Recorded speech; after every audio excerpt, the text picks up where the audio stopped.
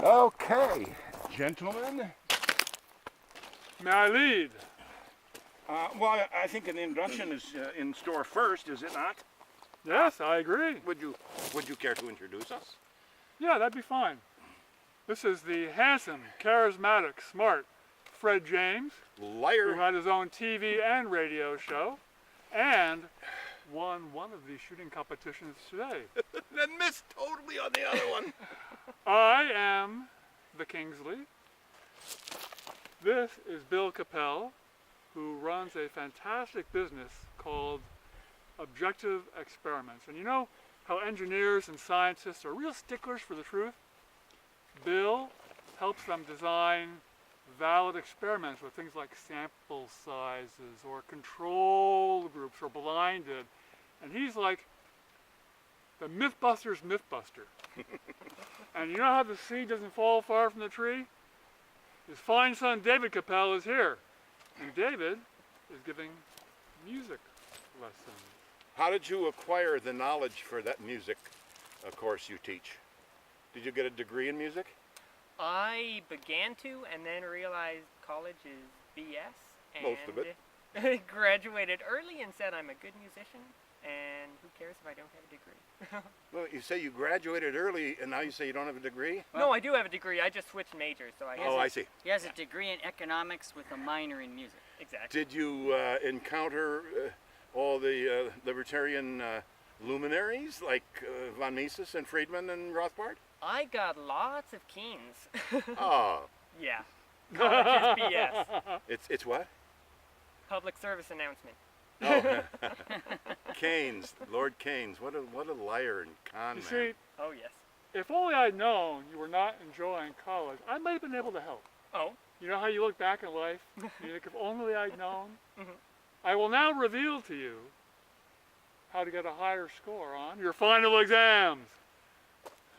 So, you know, when you're at a final exam at university, you walk into the exam hall and there's the professor handing out the blue exam papers, and they look kind of angry, you know what I mean? And so you take the exam papers and you go to a desk and he says, okay, start, and you better be done on time. And the professors have like this angry look in their face, and you know, you may see your classmates working really hard on their tests. Take your time. Check your voicemail. All right? Check it twice. Sure, you may see your classmates turn in their final exams on time. Ha! The fools! Take your time, and when you're done, you're done. So you may look up to the professor, and you know how college professors are. They're always angry about something or other. So you walk up to them with your exam in hand and your answers, and just in case you're worried, he may say something angry, like, you're late, I'm going to give you a failing grade. Oh, no problem, here's what you do. You put one hand on your hip, you stand up really tall, like that, and you start wagging your finger right in his nose and ask him in a condescending voice, do you know who I am?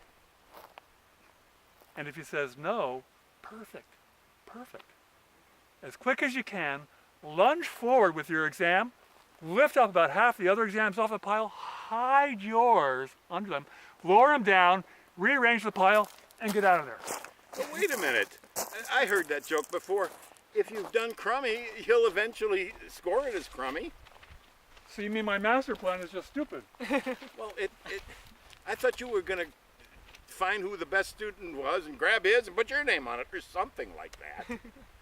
I don't understand how that would work. So you see, Fred really does have something on me, because in our big shooting competition, here was Fred's winning score against my yellow shirt. He got the high score and a decent time, which if I recall was something like 24 seconds. Yes, he did. And who was you? And I was using my own pistol. As opposed to mine, which was a lower score, but that was during the first round. Right. Then, we had a rematch. And there's actually another video of this. And if Fred hasn't shown it to you, you can bug him for it. Because in the rematch, Fred Missed every freaking shot. That's right, I did. There's no question about it. You got a big zero And there. guess whose gun I was using? Well, that couldn't possibly have anything. I to do don't with it. understand why that And guess happened. who loaded it? I did. I don't know why that happened. And to be honest, you used his gun also, and you did fine.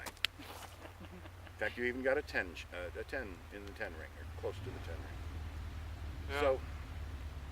So that's my report. Shooting is a varied game. I have a question for everybody. We're done shooting, pretty much, right? Are we done? Yes. Yeah. Do you feel psychologically relieved and better off after you've shot? Sure. I feel Why? happy. And happy as a result? Why? Because I just finished an enjoyable activity. Well, I can think of other enjoyable activities. I feel good after them too. All right, that's a good answer. But do you feel, is there a reason why you feel better? Just, oh, I had some fun. That's what you're saying, essentially. But do you have any deeper feelings than just having had fun? Sure, it's nice to have the freedom to be able to do this. And you're glad you were able to exercise the Second Amendment. Absolutely. And, well, I guess it's kind of true with all people. I feel that I continue to be competent to at least hit body mass. I may not hit the 0 ring, but anywhere in here that's good enough for the job of defending oneself and one's family. Right? Yes. There's the proof. Yeah, that'll do it. This one, not so much. Fred might have died if that one. He's going to use that for the next 10 years. I hope so. I'd be alive for 10 years. So who's going to, when I put this on the net, anybody going to complain? Yeah, I I'm always going to complain. complain. Why are you going to complain, Kingsley? Because I don't have a cool enough name here. Yours was... No! I should never This have is told the guy you who that. gave us the names, by the way. Mr. Humble. Yeah, but he... That's your new name, I- isn't it? Mine is my porn name. And I'll tell you how you come What? up with anybody's porn name. Rock hard? What? It's Angus Strawberry. And here's how you get your That's porn name. your name? You take the name of your first pet, your first childhood pet. Mine was a dog named Angus. Then, take the name of a street you live on. Little Strawberry Lane. So, Angus Strawberry. That means I would have been Spooky Willow. Your bad. choice, First Spooky pet. Willow or Mr. Lindley Or, Newell? or Buck Naked. I think it was a goldfish. I know Katie's first pet was King Darius. What was yours? How about you? Are you going to complain when...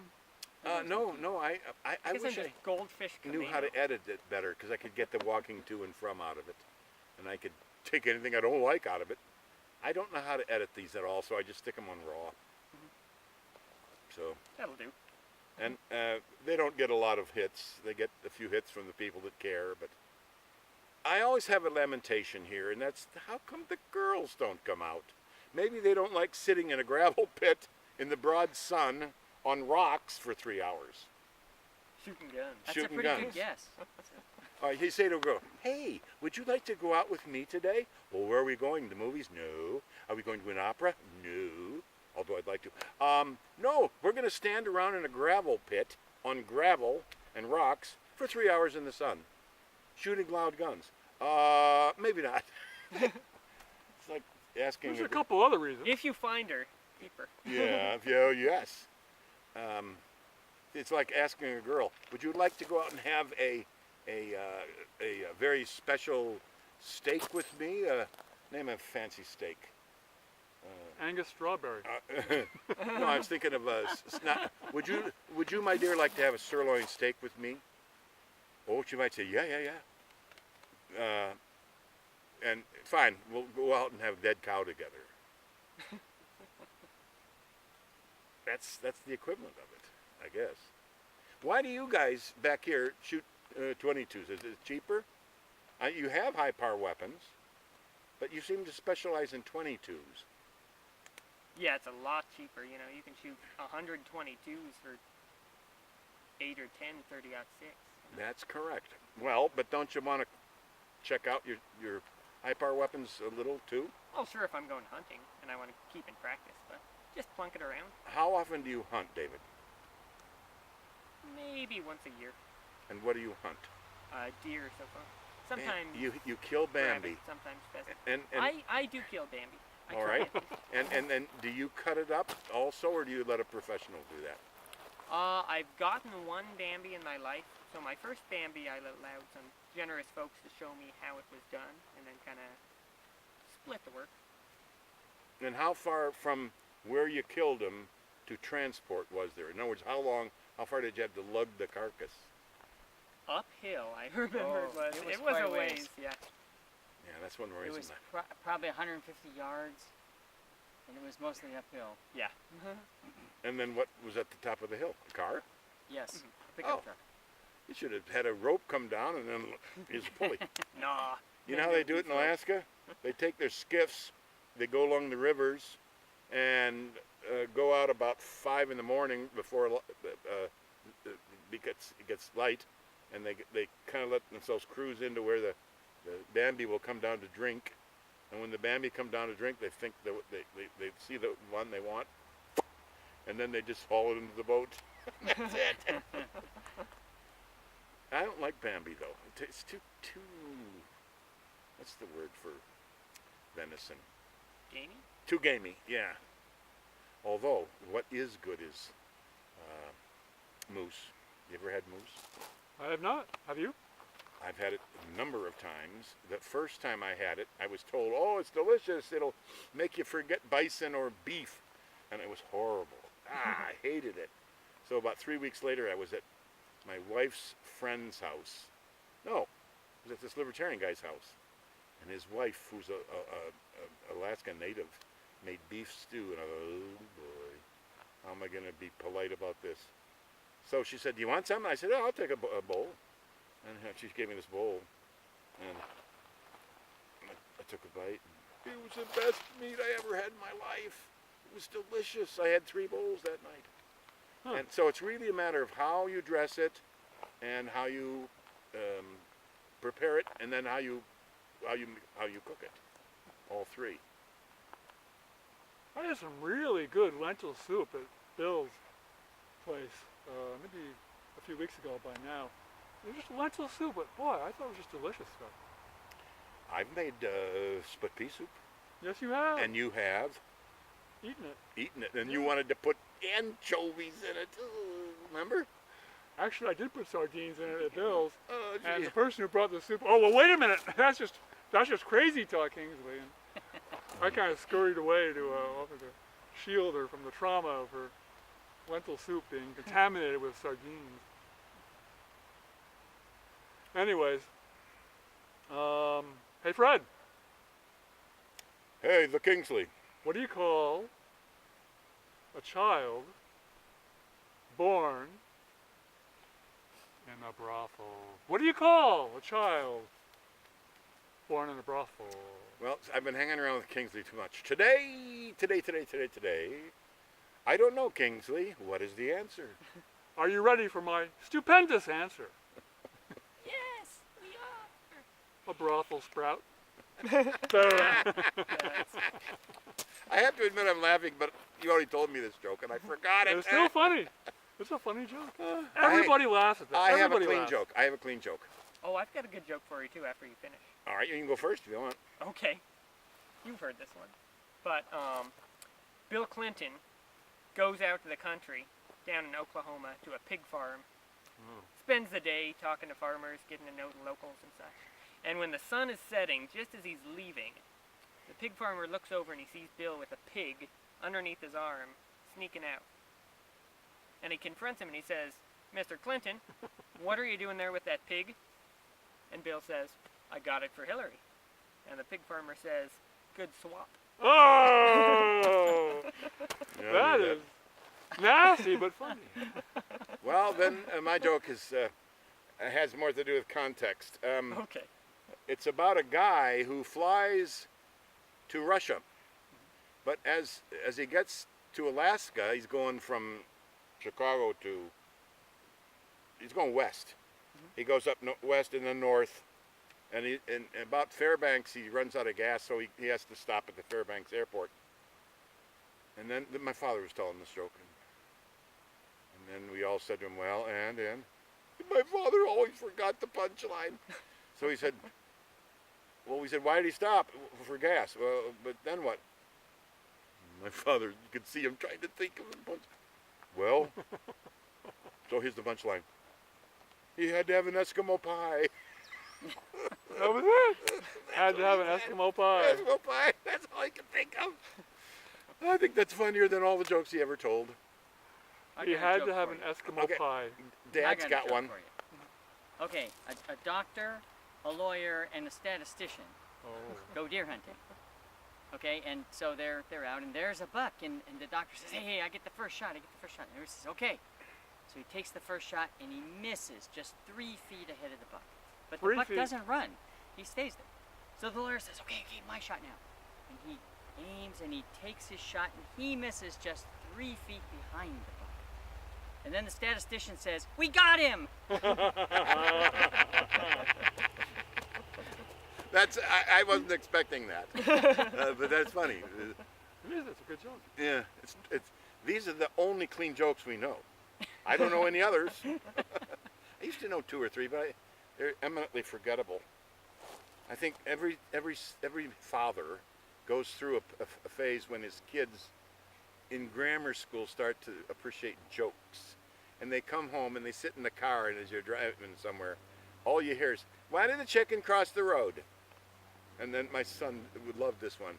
He would say, "Because he wanted to," and then he would just roar with laughter.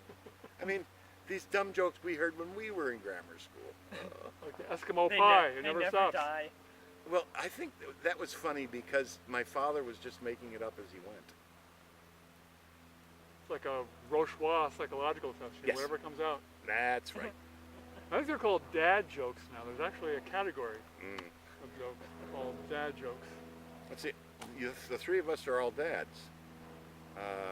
David, you intend to become one, right? Eventually. Give me time. Right. And you think you can teach me to understand pitch again with the singing voice? I believe so. Well, we got him on tape. Reminds me of I had a thing where my power mower wouldn't start this summer, and so I checked it, and the spark plug arced when you pulled it. It arced.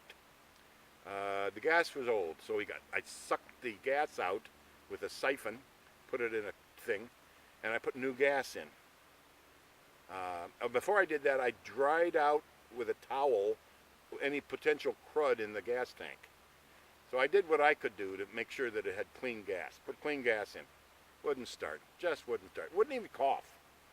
So I took it to a new guy that I trust, that I learned to trust. His name is Norm, right. And he's right across from a grammar school on U Street, not far from KGMI. So I didn't take it to him. I just asked him if he had any power mowers for sale, and he didn't. He said, "What do you got?" "I got a Toro. Doesn't work. Didn't start." "I can start it. I'll fix it." "Really? You're pretty confident?" He said, "I don't think. I know." I like that. The next day I took it to him, and we took it out of the car, and he rolled it into his shop, and it's on concrete now. And he goes, pump the primer 6 times, and he pulls it, and it just roars into life. Just roars. It's like the machine knew it was near a guy that's going to really get to it, so it performs. With me, it wouldn't. Now, what's the difference?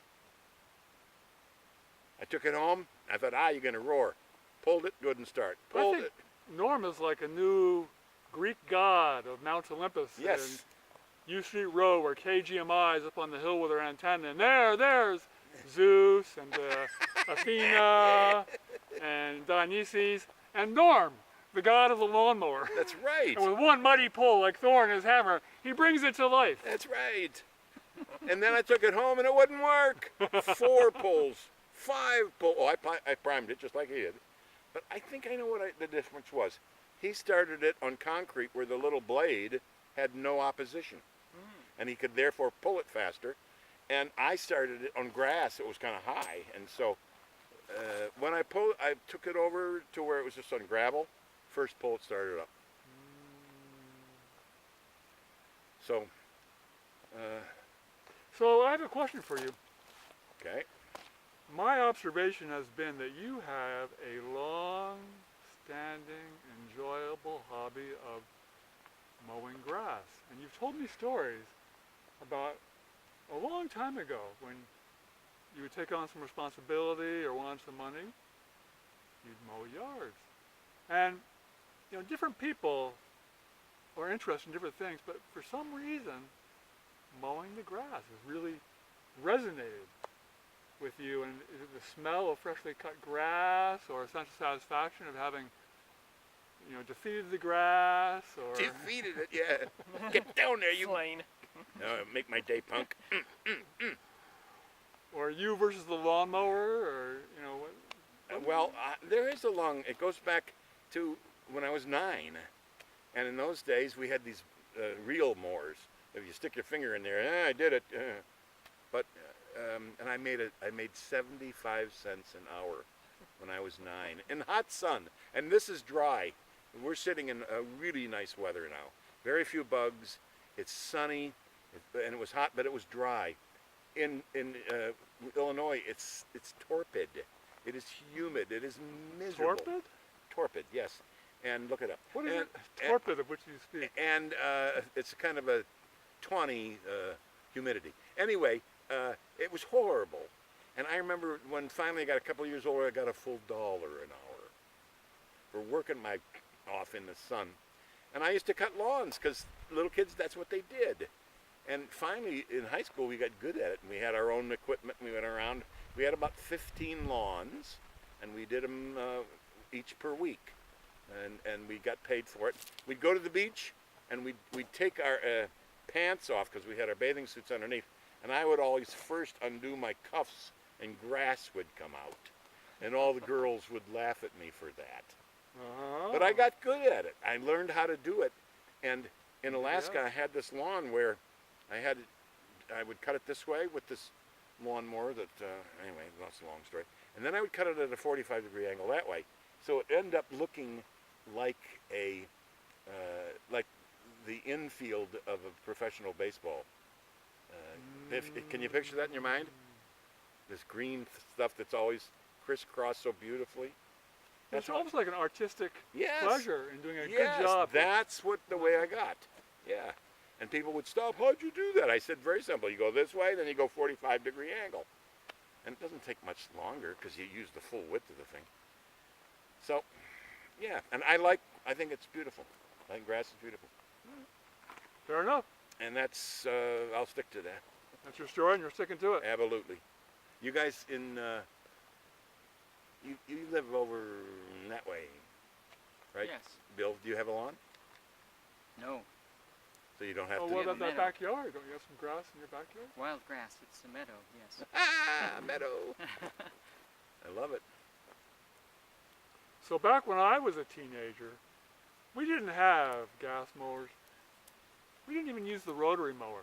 Back in my day, we were programming computers with punch cards and used scythes to cut the grass. And I have actually used both of those. And I remember having a competition with guys about my age, and you know, he cut the grass a little faster with a scythe than me, much to my chagrin.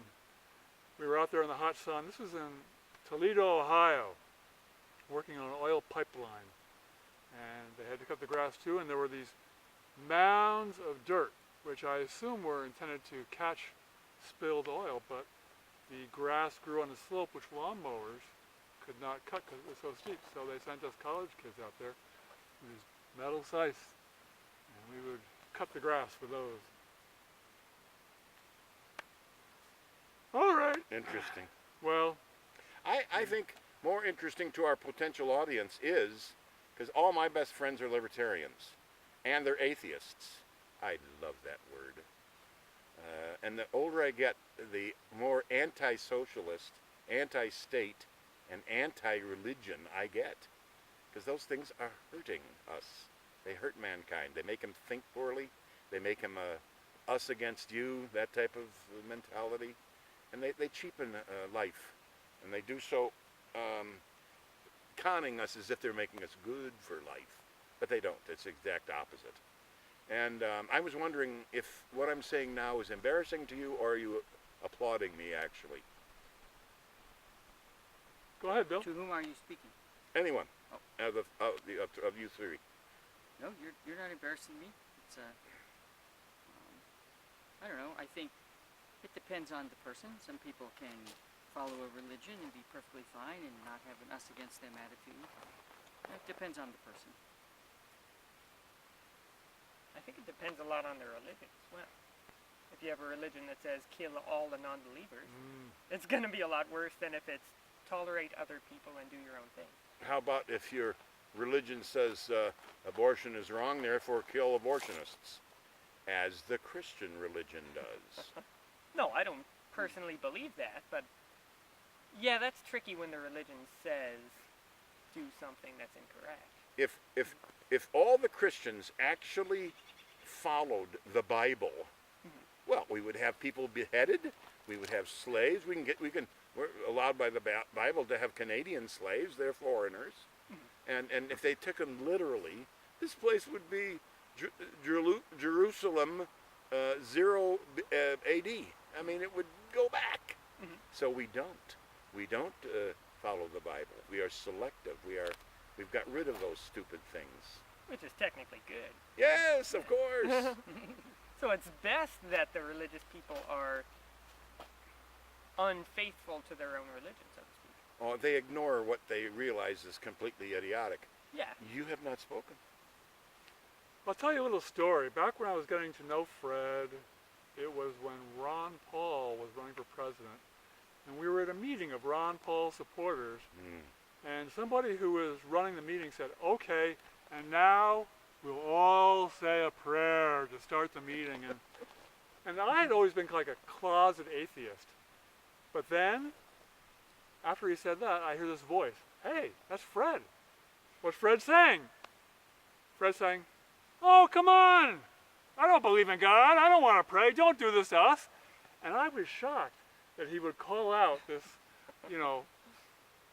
religious authority dude as, ramming it Inappropriate. down our throats. Right. But when I thought